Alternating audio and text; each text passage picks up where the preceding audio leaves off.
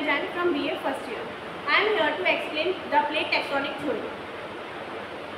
जो plate tectonic जो theory है वो हमें ये एक्सप्लेन करती है कि जो हमारे जो लैंड फॉर्म्स हैं वो कैसे क्रिएट हुए, कैसे उनमें डिस्ट्रक्शन आया। और ये जो थ्योरी है वो 1960s में दी गई थी।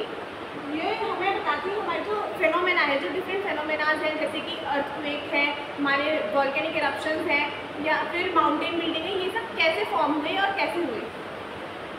हमारे ये समझने से पहले कि प्लेट टेक्टोनिक प्रोसेस क्या है, उससे पहले हमारे अर्थ की लेयर्स कौन कौन सी है। अर्थ की 2 टाइप्स में लेयर डिवाइडेड है, पहली है कंपोजिशनल लेयर्स और दूसरी है मैकेनिकल लेयर्स। जो कंपोजिशनल लेयर्स है वो 3 टाइप्स की होती है, क्रस्ट, मेंटल और कोर। और ये जो है वो डिवाइड की गई हैं जो अर्थ के एटमॉस्फेयर में जो मटेरियल्स हैं, एलिमेंट्स हैं, उनके बेसिस पर।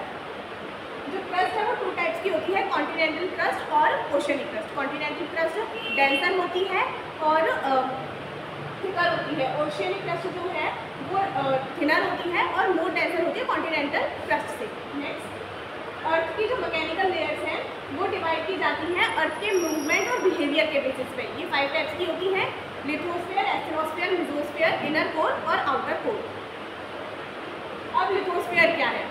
हमारी सारी टेक्टोनिक एक्टिविटीज़ है वो लिथोस्फीयर पे ही अकर होती है। तो लिथोस्फीयर क्या है? लिथोस्फीयर हमारे अर्थ का आउटर मोस्ट पार्ट है, एक लेयर है जो कि रिजिड है, सबसे ज़्यादा रिजिड है। और ये जो लिथोस्फीयर है वो अपर पोर्शन ऑफ मेंटल और क्रस्ट से मिलकर बना हुआ होता है। हमारी सारी tectonic activities, seismic activities lithosphere में ही अकर होती है।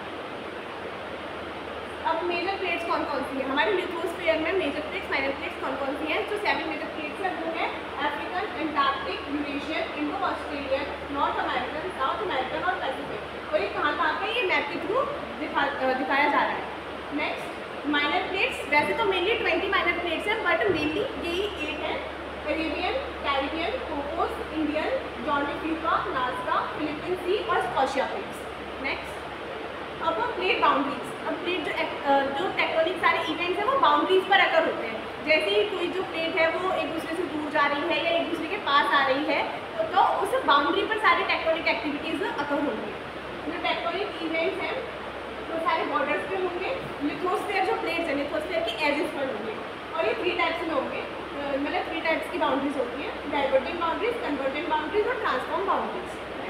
डाइवर्जेंट बाउंड्रीज क्या होती है? डाइवर्जेंट बाउंड्रीज जो है और कंस्ट्रक्टिव बाउंड्रीज भी बोलते हैं। ये एक दूसरे से जब दूर जाती हैं, तो जो मैग्मा होता है, जो मेंटल का जो मैग्मा है वो ऊपर की तरफ आता है और एक न्यू क्रस्ट बनाता है, जिसकी वजह से इन्हें कंस्ट्रक्टिव बाउंड्री भी बोला जाता है। Next, convergent boundary. Convergent boundary को डिस्ट्रक्टिव बाउंड्री भी बोला जाता है। इसमें जो 2 प्लेट्स हैं वो एक दूसरे के पास आती हैं और जो डेंसर जो प्लेट है वो सबडक्ट कर जाती है मेंटल में, और जो लेस डेंसर है वो ओवरराइड कर जाती है सबडक्ट प्लेट को, जिसकी वजह से माउंटेन का या वॉल्केनोज का वो होता है, अकरेशन होता है, अकर होती है। Next, transform fault boundary. Transform fault boundary में इनको कंजर्वेटिव बाउंड्री बोला जाता है। जब 2 प्लेट एक दूसरे के बगल में से निकल जाती है तब फॉल्ट्स बनते हैं या फिर ट्रेंचेस बनते हैं। ये सीस्मिक एक्टिविटी अकर होती है ट्रांसफॉर्म फॉल्ट बाउंड्रीज की वजह से। नेक्स्ट, अब इसमें तीनों साथ में दिखाए गए हैं कि डाइवर्जेंट से क्या होगा, कन्वर्जेंट से क्या होगा और ट्रांसफॉर्म से क्या होगा। नेक्स्ट, अब प्लेट टेक्टोनिक जो प्रोसेस है वो क्या है? प्लेट टेक्टोनिक जो प्रोसेस है मेनली सी फ्लोर स्प्रेडिंग को दर्शाता है, फिर उसके बाद सबडक्शन आता है कि कैसे सबडक्ट हुआ, मेंटल में क्या क्या चेंजेस आए। नेक्स्ट, प्लेट टेक्टोनिक, अब इसमें सबसे पहले sea floor spreading. Sea floor spreading है जो भी है वो डाइवर्जेंट जो प्लेट बाउंड्रीज है, सी फ्लोर स्प्रेडिंग वहाँ पे अकर होती है। कैसे? डाइवर्जेंट प्लेट बाउंड्रीज एक दूसरे से दूर जाएंगी और जब वो एक दूसरे से दूर जाएंगी तो एक सी बनेगा और नीचे से मैग्मा आएगा। जब नीचे से मैग्मा धीरे धीरे पहले एक बार आएगा, क्रस्ट बनेगी, फिर दूसरी बार जब दोबारा जब प्लेट दूर होंगी तब दोबारा मैग्मा आएगा और दोबारा से उस क्रस्ट पर दूसरी लेयर चढ़ेगी।